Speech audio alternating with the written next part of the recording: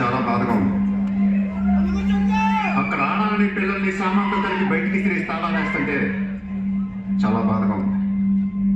మన ధారావిలో మళ్ళీ ఏ కుటుంబం ఇలా రోడ్డు మీద పడకూడదు, ఏడవకూడదు.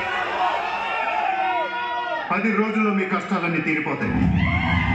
ధారావిలో ఏ ఇల్లు మోర్గేజ్లో ఉండదు.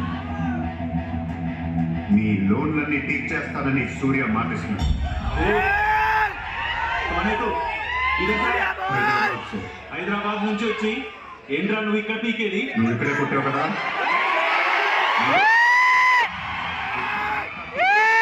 ఎక్కడి నుంచో వచ్చినాడు.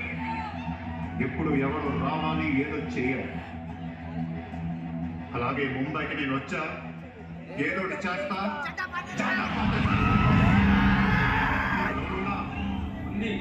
నీ అప్పు తీరిపోతే వచ్చి నాకు హక్కు గుర్తు పెట్టుకున్నా.